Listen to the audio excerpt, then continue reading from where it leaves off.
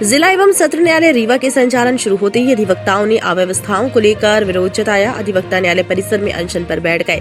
उनका कहना है कि न्यायालय भवन में अधिवक्ताओं के बैठने की पर्याप्त व्यवस्था नहीं की गई है। अधिवक्ताओं ने बताया कि लंबे समय से बार एसोसिएशन द्वारा प्रशासन को ज्ञापन देकर अधिवक्ताओं के लिए स्थायी बैठने की सुविधा, छाया और पेयजल की व्यवस्था की मांग की जा रही थी, लेकिन अब तक कोई ठोस कदम नहीं उठाया गया। अधिवक्ताओं ने ये भी कहा कि जब तक उचित व्यवस्था नहीं की जाती तब तक वे न्यायिक कार्यों का बहिष्कार करेंगे। वहीं उन्होंने ये भी आरोप लगाया कि प्रशासन न तो सभी अधिवक्ताओं के लिए बैठने की व्यवस्था बना रहा है और न ही उन्हें अस्थायी झोपड़ी बनाकर बैठने की अनुमति दी जा रही है।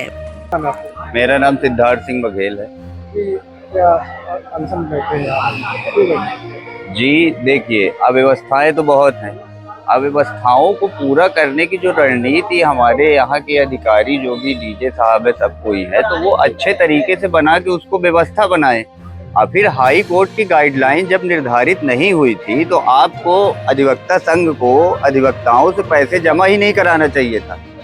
आपने पैसा तो ले लिया, पर यथावत स्थान, उचित व्यवस्था, कोई भी कार्य ढंग से थोड़ी हुआ है। और हम लोग तो जूनियर हैं, और राजस्थान की गवर्नमेंट क्या कर रही है, वहाँ वकीलों को जो जूनियर्स आते हैं या कि उनको 3,000-5,000 रुपए हर महीने उनको मिल रहा है। यहाँ की गवर्नमेंट क्या कर रही है? हमको गवर्नमेंट से भी सीधे हमारा प्रश्न ये है कि वकील की डिग्री, वकील हम बन के आते हैं यहाँ पे, तो जूनियर हैं हम, तो जूनियरों के लिए आज तक मध्य प्रदेश सरकार क्या की है?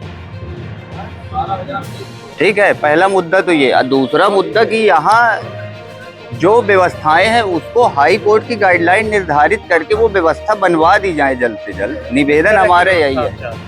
पीने का पानी वो असुविधा है, कनेक्टिविटी बना दें सर्विस बिल्डिंग से न्यायालय की, वो अव्यवस्था है। आने जाने में प्रॉब्लम हो रही, सीनियर्स इतने वो हो गए हैं, उम्र दराज हो गए हैं, उनको चढ़ने में समस्या है, कोई विकलांग है, कोई कुछ भी है।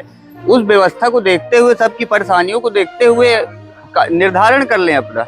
दिवस से सभी अभी तक का अनशन पर बैठे हुए हैं, इनकी मांगे नहीं पूरी हो रही हैं। क्या क्या मांगे हैं, क्या समस्या है? यहाँ मांगे तो बहुत हैं, पर पूर्ति किसी की नहीं हो रही है। हमारे वरिष्ठ अधिवक्ता कमलेश्वर तिवारी 6 दिवस से बैठे हैं। यहाँ अभी तक अधिवक्ताओं को बैठने की कोई सुविधा नहीं है। एक तरफ बार बिल्डिंग बनाए हैं, एक तरफ सर्विस बिल्डिंग बनाए। सर्विस बिल्डिंग में टेबल कुर्सी वालों को अधिकृत किया है, बार बिल्डिंग में भी लगभग जो लॉबी है उसमें भी यही किया है। चैम्बर, अधिकांश अधिवक्ताओं को जो सीनियर एडवोकेट्स हैं उनको चैम्बर अलाट है, लेकिन चैम्बर में अभी तक जो बार बिल्डिंग है उसकी ताला अभी तक नहीं खुला है। अधिकांश अधिवक्ता जो हैं इधर से उधर घूम रहे हैं, किसी तरह फेसी करा के खाना पूर्ति हो रही है बस। इसका समाधान कैसे होगा, कौन करेगा, क्या लगता है आपको? अब समाधान के लिए तो यहाँ जो सीनियर एडवोकेट्स हैं यहाँ के और स्टेट बार काउंसिल के सदस्य हैं, जिला अधिवक्ता संघ के जो पदाधिकारी गण, ये सब एक साथ बैठे हैं तो कुछ समाधान निकले। अब कहीं कोई एक साथ बैठ नहीं रहा, सब अपना अपना ईगो लिए हुए हैं, है ना। अब ये जब सब बैठे हैं तो कुछ समाधान निकले। समाधान न निकलने के परिणाम स्वरूप ये है कि चारों तरफ अधिवक्ता इधर से उधर घूम रहे हैं। नाम बता दीजिए। नूतन अग्रवाल एडवोकेट। न्यायालय परिसर में आप लोग अनशन पर बैठे हुए, क्या मांगे हैं आप? जी 4-5 मांगे हैं। यहाँ जंगल राज है, पूरी तरह से कोई सर सफाई नहीं है, अधिवक्ताओं को बैठने की कोई व्यवस्था नहीं है, पेयजल नहीं है, जिस कारण से हम 6 दिन से निरंतर धरने पर बैठे हैं। अभी तक कोई सुनवाई नहीं हुई है और न तो झोपड़ी बनाई गई, न तो 3 सेट बनाया गया। बार और बेंच की समन्वय से अभी तक सनातन से कोर्ट चलती आई है, लेकिन बेंच वाले अपनी पूरी व्यवस्था कर लिए हैं, अधिवक्ता गणों की कोई व्यवस्था नहीं की है। कैसे आप लोगों का कार्य कैसे चल रहा है जब कोई व्यवस्था नहीं है? कैसे चला रहे हैं आप लोग? कोई काम नहीं हो रहा है। अपनी अपनी पेशी लेकर जमीन में दरी और बोरा दसाकर प्रैक्टिस कर रहे हैं। इस तरह का अपमान अधिवक्ताओं का कभी नहीं हुआ है। अगर आप लोगों की मांगे पूरी नहीं हुई तो अगला कदम क्या होगा आप लोगों का? अब आगे के रणनीति भैया तैयार करेंगे। ये पूर्व उपाध्यक्ष महोदय हैं और हमारा काम तो है क्रमिक अनशन के लिए हमने धरना ज्ञापन दिया था, तो क्रमिक अनशन पर बैठे हैं। आगे जो भी अधिवक्ता साथी सहयोग करेंगे और मांग करेंगे उसमें हमारा समर्थन रहेगा और अगला कदम वही रहेगा। जो चैम्बर यहाँ बने हुए क्या वो आप लोगों को उपलब्ध नहीं कराए गए? नहीं उपलब्ध कराए, अभी तक नहीं उपलब्ध कराए गए हैं। सूची नहीं अलाट हुई है, जबकि 5 महीने कोर्ट का उद्घाटन हो चुका है। 4/5/2025 को कोर्ट का उद्घाटन हुआ है और 5 महीने बीत गए, अभी तक सूची जारी नहीं की गई है।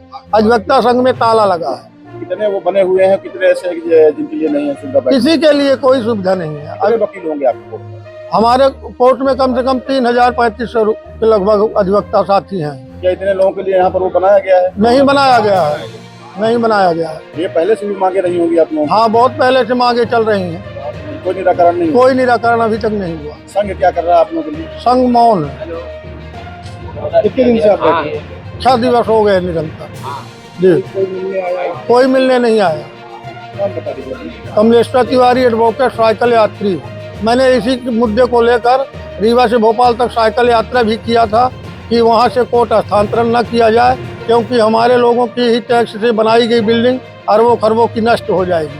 तथा मैंने चारों तरफ से बीच में थी, आने जाने की सुविधा थी, कभी किसी प्रकार की कोई दिक्कत नहीं थी। वहाँ अधिवक्ता साथी बड़े प्रेम से अपनी प्रैक्टिस करते थे और जीविकोपार्जन करते थे, गरीब शोषित व्यक्तियों का सहयोग करते थे। लेकिन यहाँ जंगल मिलाकर फेंक दिए हैं और किसी प्रकार की कोई सुविधा नहीं है। सब लोग परेशान हैं, पक्षकार अधिवक्ता दोनों परेशान हैं। स्मार्ट बनो, सोलर स्मार्ट चुनो। प्रधानमंत्री सूर्य घर योजना 78,000 की सब्सिडी के साथ राजकिरण इंटरप्राइजेस से सोलर अपनाओ, बिजली के बिल की परेशानी से निजात पाओ। राजकिरण इंटरप्राइजेस, हमारा पता है जॉन टॉवर, कॉलेज चौराहा, रीवा। हमसे संपर्क करें 62 60 23 65 07 88 39 74 77 11 88 27 57 71 00।